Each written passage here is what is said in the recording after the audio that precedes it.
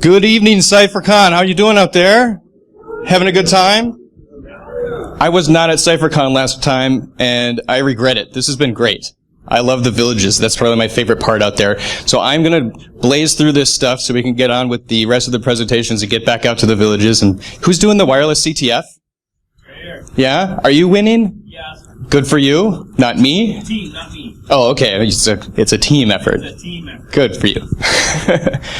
Well, my name is Shannon Fritz, and I want to talk to you a little bit about Cybersecurity Starter Kit, how to talk to your businesses about improving security. I work for a company called Concurrency, and there I'm a solutions architect. My job is to basically come up with new solutions for our customers, and lately, it's been about security, right? Security is everywhere. I have a security background, which is pretty convenient. I also am an enterprise security MVP, which, if you haven't heard about the MVP program, that's probably because it's a Microsoft thing, and that's not very popular over here. But we talk with businesses who run Windows and Windows servers, and in the enterprise security program, I get the opportunity to talk to a lot of people inside of Microsoft about the products and solutions that they work with, and help them with feedback from our customers and do improvements on how those things work. So at Concurrency, we basically help customers transform their businesses by investing more in the products that they already own, doing better deployments and configurations of those tools. And when it comes to security, the conversations that I have with our customers oftentimes come down to, I don't know what to do. You know, I know that we're at risk. I know that we need to do something better, but I'm not totally sure where to start. And some of those businesses, frankly, don't have the budget or the staff to deal with it. And so what they're coming to us with is this question of, like, what should we do? It feels pretty ambiguous.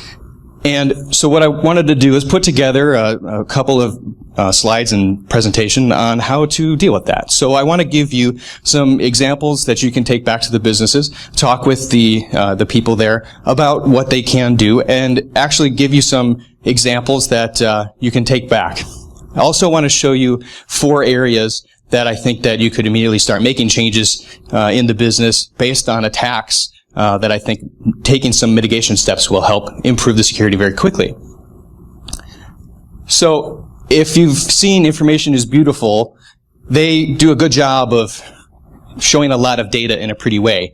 This shows records, this shows breaches that have resulted in a loss of 30,000 records or more. And in just the last 2 years, there's so many of them that it's basically just a big blob on the screen.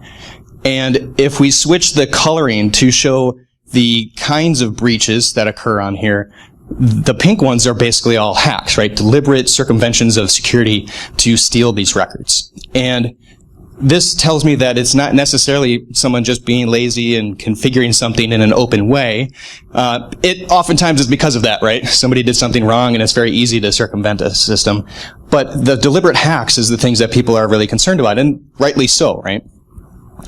And afterwards, when the companies have been hitting the headlines and they find out that, yeah, we've been breached and we lost a bunch of stuff, this is what I think they feel like, right? I don't really want to feel this way. My customers don't want to feel this way. So I think that we need to start doing something about it.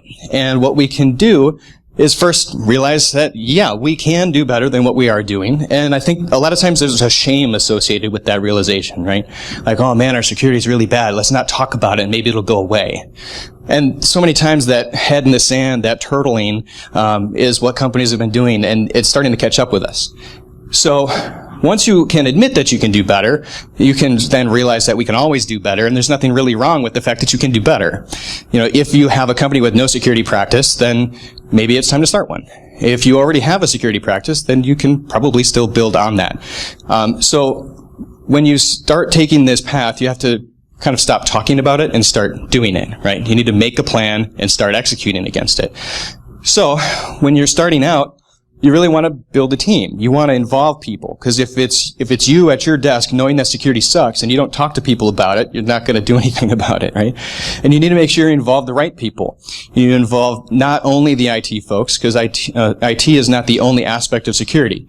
We're talking about business process. We're talking about the implementations of the products that you're delivering. We're talking about culture in the organization. All of those contribute to the security culture of the organization.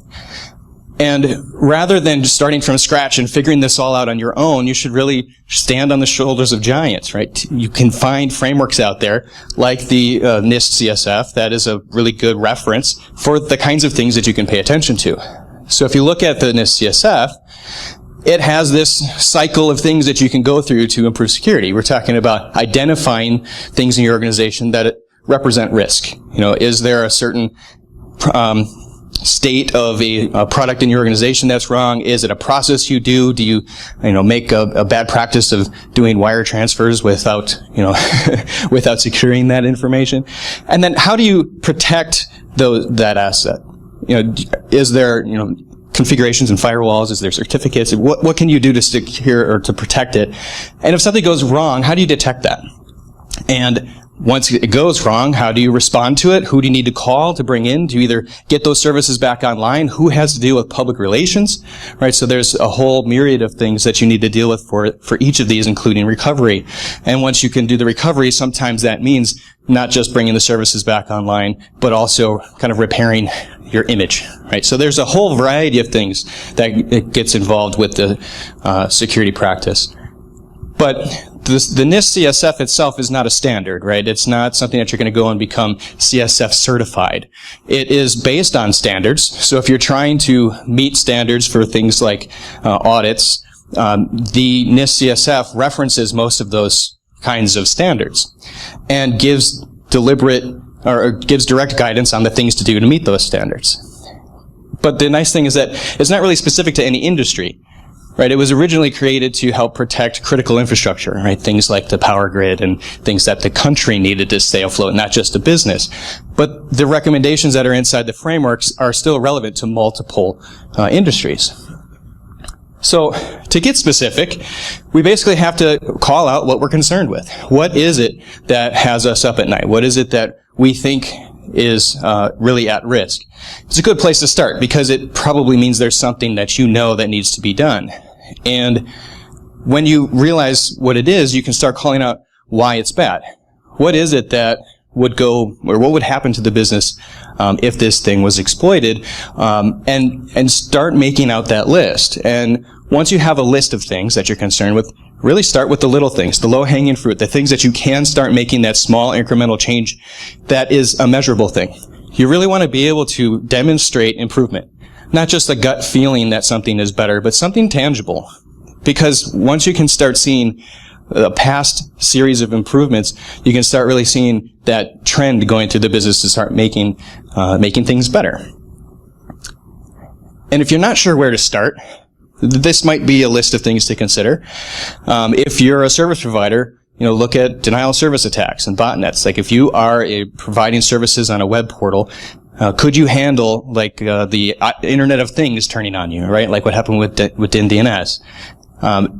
Is it possible that someone in your organization could be tricked by social engineering?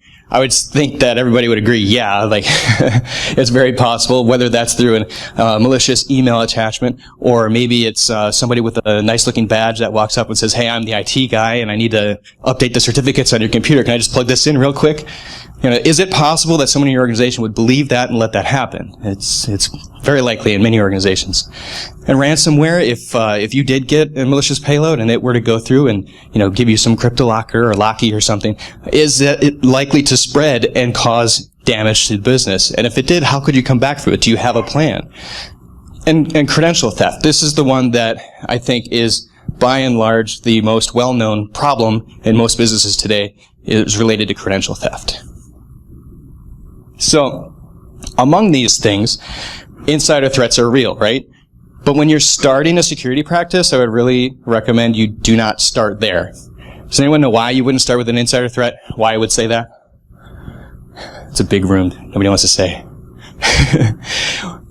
I would say not to start with an insider threat because if you are beginning the security practice, first you're going to make mistakes. Right? You haven't done it before, so you're going to be figuring it out.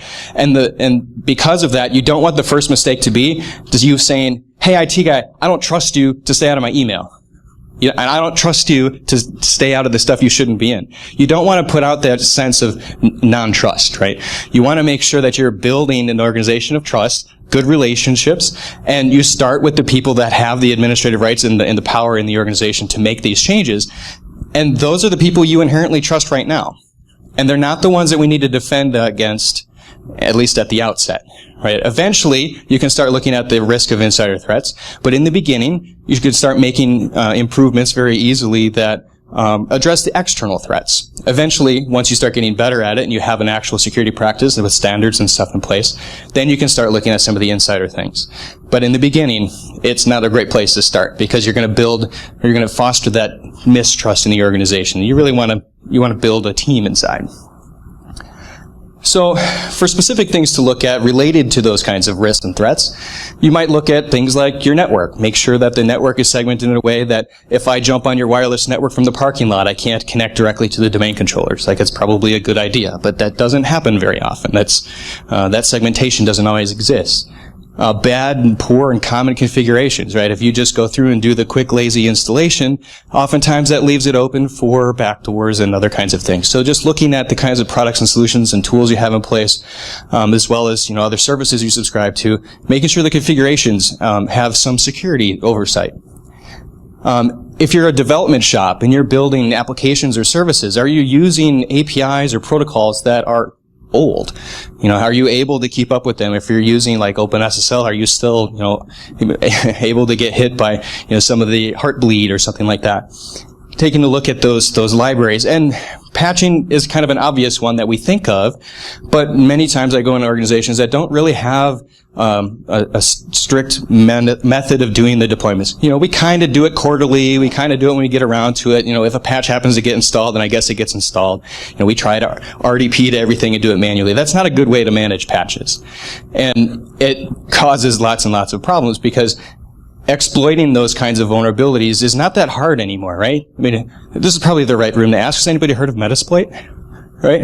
How easy is it to inject in a payload in a vulnerability, right? You go to the library, you choose it, and then you deploy it. So patching is actually a very big deal that people think that it will be fine because we'll just go to Service Pack 2 or something. But it's a terrible idea. And excessive privileges is another very big one to look at because it's very easy to just start giving domain admin rights to every service account because it just probably needs it or at least gets me over the hump. And then they leave it as that. And if you can find a service account running as a service on a machine, like that is a gold mine, right? You can just jump on that box, steal the creds, and you're done. You just won. And credential management falls into that too. If you are not doing a good job on allowing users to do things like manage their own passwords and use credentials or require credentials that are harder to crack, then we've been talking about that all day. Once you've gone through this list and you've started building out things like, the services that are in your environment you need to take care of, start making a literal list. This list, one of the most important columns on here is actually that owner column. If you can define the owners of the service in your organization, that is going to drive progress. If you say, well, IT owns this, or finance owns this, nobody's going to be responsible for it, and nobody's going to have to answer when the timeline slips. So this is about accountability and making sure that you set realistic goals and you have somebody who can make a decision. Now, I'm not saying it's empirical, right? You're not going to go and just say, this is how it is because I own it. You still probably have to get buy-in, right? We're talking about getting trust from people. And once they have that owner set, you can start doing things like defining what is the threat. What could happen if this particular item was exploited? And then the vulnerability is what could cause it. So if we're talking about like privilege escalation being the risk, local administrators could cause privilege escalation. So that is the vulnerability. And then controls, what can you do to prevent that risk? Once you have those categorized, then I would say you'd start saying, well, what is the impact for how bad could that be? Like, is this thing going to take down a web server, or is it going to own my entire domain? Like, how bad is it? And this is kind of subjective. You get to classify this how you like. Risk is more, how likely is that to happen? Like, sure, if this happened, everything could break, but the likelihood of it happening is pretty small because of these controls we have in place. So it might be a low likelihood, but a high impact, right? And then the last is complexity. This is where you think of, if I needed to implement this mitigation technique, how hard would it be? How much time and resources, product solutions, or whatever it might take to do, how complex is it to deploy? And with those three metrics, you can start building your priority. You can say, this one is a high impact, it's very likely, but it's super easy to fix. That's priority number one, because you can just do it and fix a big problem, right? And this will help you set deadlines. It will help you set the order of things and start getting the right people in place so you can start working on these things. This is probably the most controversial slide in the deck, because the idea is that you might need to prove that that risk is real. And I'm not saying you should go rogue in your organization and just start hacking all the things because it's fun. This is actually very dangerous to do if you don't think about it. But you might find yourself in a situation where you need to prove that this risk is real. And when you do that, you want to record what you did. But you have to remember to not do any harm here. There are other tips that you want to go through and make sure that you basically get some permission from whoever you might have to report to say, hey, I think I need to do this. This is what I want to try to show the risk. It shouldn't do anything because you know the bounds of what you're going to work in.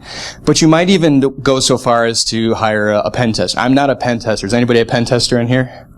These guys, you can hire these guys to come in and help you figure out what's wrong, right? And they can prove it for you.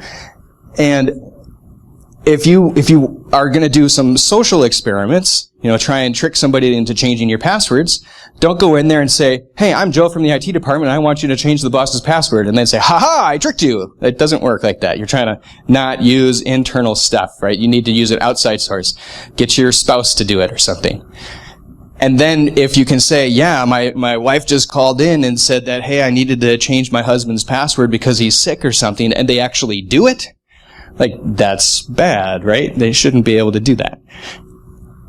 But there's risks doing the proof. There's real, tangible, actual risks in doing this proof. So I'm just trying to over-accentuate that you need to make sure that what you're doing isn't going to get you in trouble. Because think about if you work in healthcare or something and you do this risk test and you do something wrong, not only could someone get mad at you, but someone might die, right? So don't do something without really thinking about it first.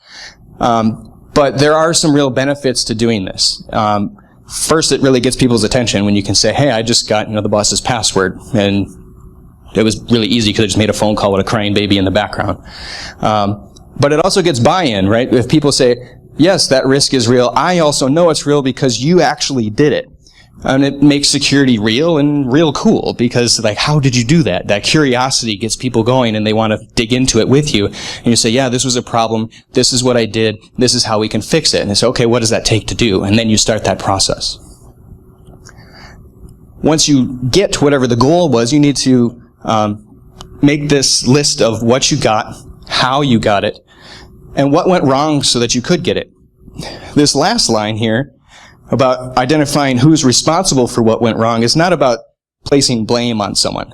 Again, we're not trying to vilify somebody inside the organization. What you want to do is find out who manages that component that would have prevented this exploit and really collaborate with them. You team up with them and say, so we did this thing, and if we had this in place, it would have stopped it.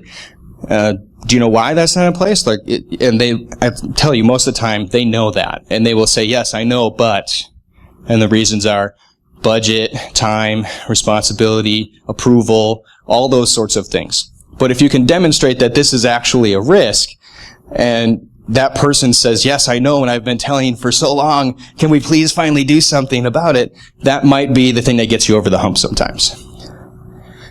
When you're building up this, once you've done this proof, then you really need to define the remediation objectives. What can you do to repair that or prevent that in the future?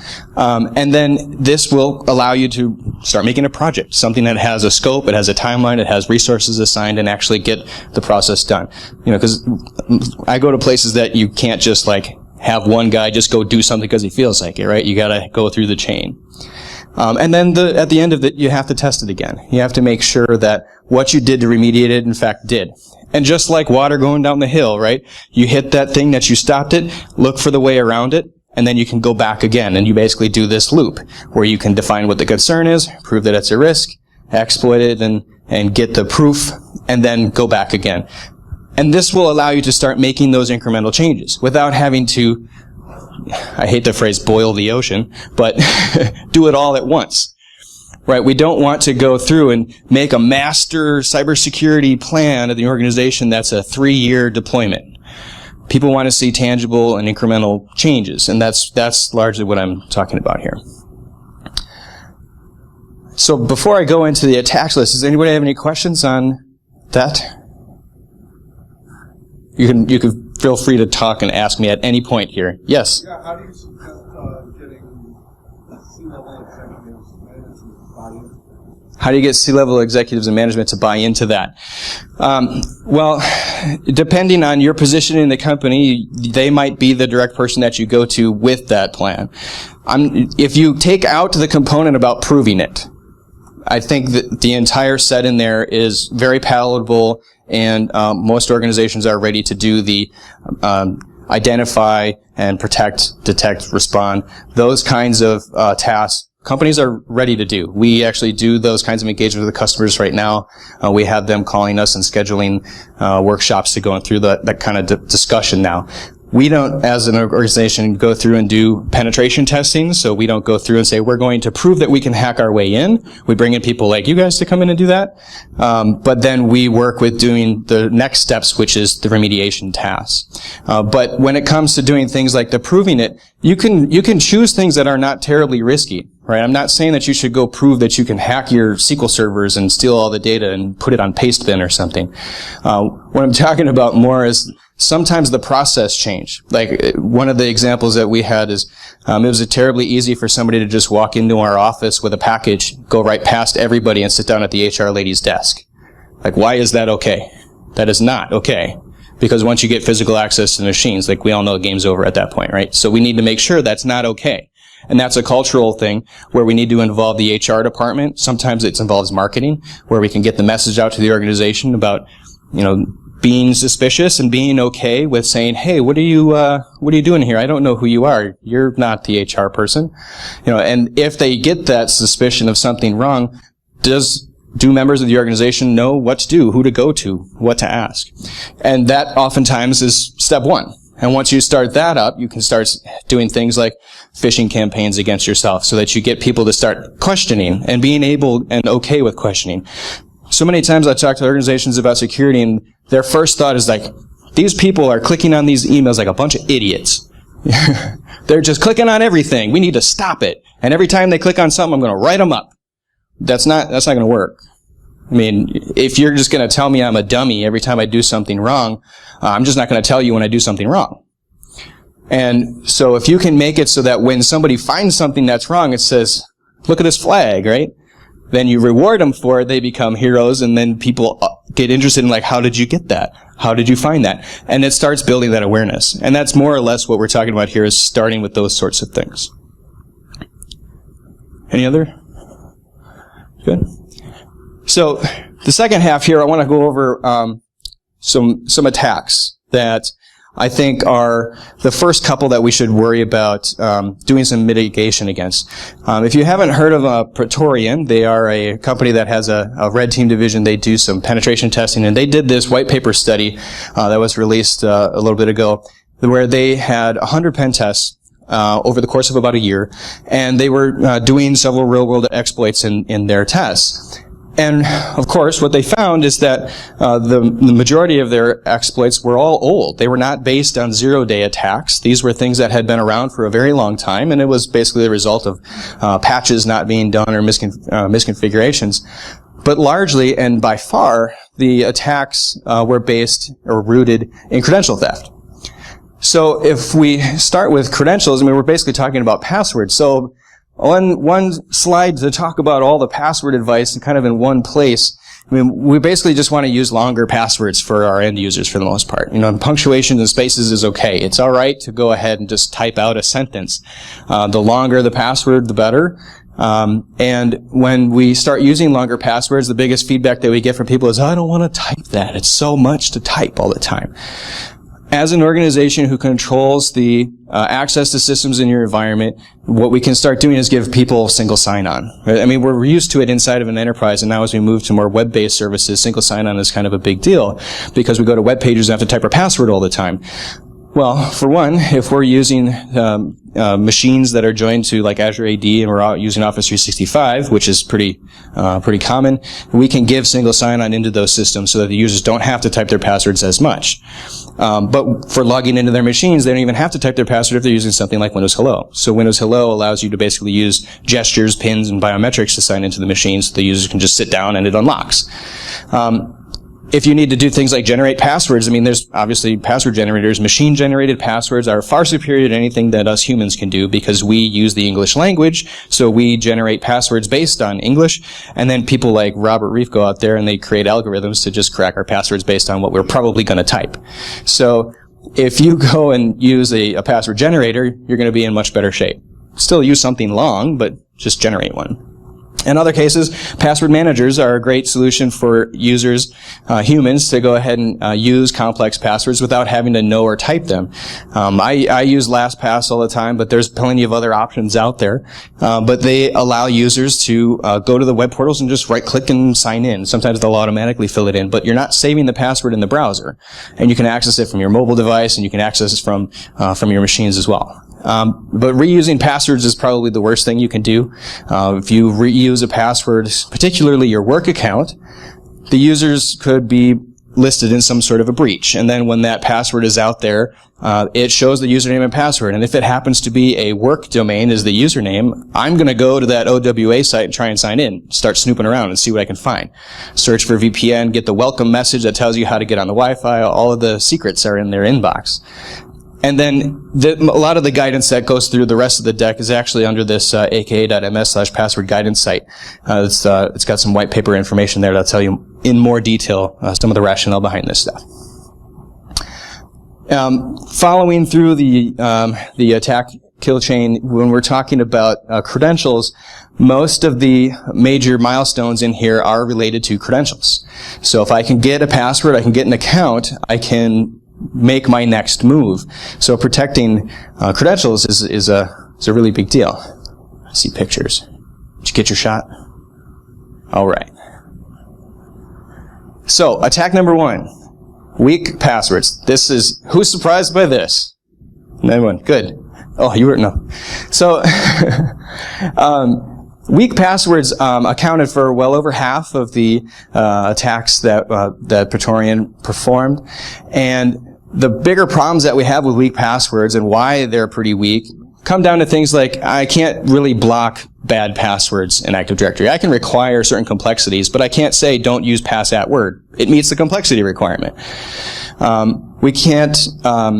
When users reuse passwords, it makes it so that the passwords can be discovered, right? If they're included in a leak, like maybe they used their work credentials at Ashley Madison or something, right? That would mean that they can get into your work account now. And then things like users logging into multiple web and SaaS services, they start getting desensitized to prompts about enter username and password. You know, if you've heard of Burp Suite, you know, you can be a man in the middle and just pop a JavaScript and say, hey, why don't you sign in to, Office 365 or sign into Facebook? And people go, oh yeah, I just get that. I get this all the time. And they just type it and you say thanks and move on.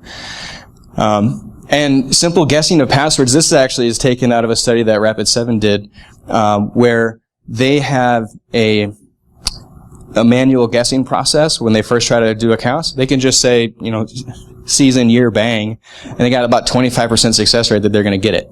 In an organization, not a specific account. But if I want to get into an organization and I can do something like slurp an address list off of LinkedIn, I can start running against OWA logins, and I'll probably get in with something. 25% of the time of the cases that they're going. So that's a bad number. But to make matters worse, when those users' credentials are found, there's a pretty good chance that you're going to find those users on their machines with a local administrator account, and local admins are going to take you all the way to your end goal about 45% of the time if they get those credentials. So it's the weak passwords represent a really big risk. So ways that we can remediate that, again, using a password sentence, just making the password itself better, prevents things like cracking or reversing the passwords. It doesn't protect you from things like leaked passwords, but if you want to implement a better password policy, one thing is you can just make the AD policy so that it has to be longer, and then start doing things like deploy hello so they can use those longer passwords.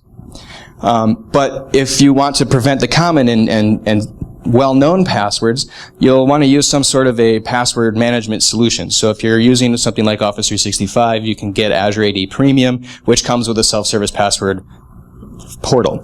It's not something to deploy, it's just a web page that they go to, and when they go to sign in, you can require users to reset their passwords, and Azure AD will first say, is this a well-known common password? And it'll say, you got to use something better than that, and it'll prevent you from using it. Multi-factor authentication for administrative activities. So your privileged accounts, when you want to do something from an administrative perspective, we can start doing things like require MFA. So there's ways that you can integrate MIM-PAM or using Azure AD's PIM service. So when you say you want to manage your Office 365 tenant for Exchange Online or something, when you go to log in with your global admin account, you have to go and do MFA. So that way, if your credential does get leaked, you still at least have to pass MFA as well. And yes, there's a way to trick people to do that, but it does make it harder to get in, right? For remote access as well, we would want to put MFA. So if you're doing things like remote desktop or VPN, there are ways to use an NPS integration. So you can do radius authentication and use Azure MFA for auth for that.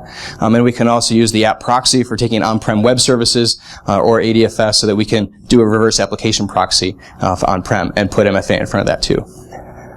Second attack, name resolution poisoning. This one isn't exactly talking to credentials directly, but its purpose is basically to trick the way that Windows is accessing the network. When you get connected to the network, the first thing it does is it talks to the DHCP server, and the DHCP server says, here's all your information you need to get connected. And we can use that expectation as a man in the middle to have you connect to the attacker's service, and then we can start stealing credentials or at least hashes from those machines as well. And when this happens, then it actually allows users to start accessing other systems because we can start getting on those machines and basically start doing lateral movement on that box. But the intent behind this is often to use it as a jumping point, right? And when we get on that machine, that's not our end goal. Our goal is to get into something better. But being able to trick the client machines allows us to do that. So to prevent that is a little bit more complicated than changing process, but we can do some things. So on the CorpNet, we would probably want to stop things like talking to DNS externally. Your clients on network should be talking to your domain controllers to get the answers for name resolution instead of talking to the internet. And they probably have no good reason to be doing file shares through your firewall, so we can block that as well. The link local multicast name resolution, that's basically when the client is on the network and it tries to do name resolution. If the DNS server says, well, I don't know, the client might send a broadcast message out on the network to its peers and say, well, the DNS server doesn't know the answer, do you? And if I'm an attacker on the same subnet, I'll say, yeah, I totally know that. There's the answer, it's me, right? And then you get redirected to yourself. So, and the same thing is true for the NetBIOS name service. If LLMNR fails, then it will roll back and try to new NetBIOS. So we want to stop these two things from happening. For the most part, we can use group policies to enact this. NetBIOS, if you actually just do it on the DHCP server, the clients on that network will not try to do NetBIOS lookups. WPAT is another one. By default, WPAT is actually blocked in DNS servers in Windows so that it will not host that record. But it doesn't mean that someone on your DHCP, someone who's like faking a DHCP server, wouldn't give this instruction across the DHCP registration to say, ask me for WPAD, then I'm going to challenge you for Kerberos authentication to get the WPAD file and then get your hash, right? So we can use a group policy for that, but we can also disable the service that actually does it. So regardless of whether or not you're getting that instruction from DHCP, we actually won't listen to that command. One caveat, though, is stopping that service also stops IP helper. So if you do any kind of IPv6 tunneling, in particular direct access, I actually have a history with direct access, so this one stood out to me. If my clients are using direct access, disabling that service doesn't actually work for them. But there are other remote access solutions they could start using too. Okay, third attack. When we talk about local administrators and pass the hash. The big problem, the reason this is a big problem is because many times I see organizations that use the same common password across all the workstations, and sometimes the same password across the servers as well. So if I can get onto a workstation as a local administrator, I can dump the administrator named account and get that hash, and then I can use that hash to connect to other systems. In fact, I can often use that to reverse it, because the passwords on there were probably set, 10 years ago or more, and passwords that were 6-8 characters long were probably fine.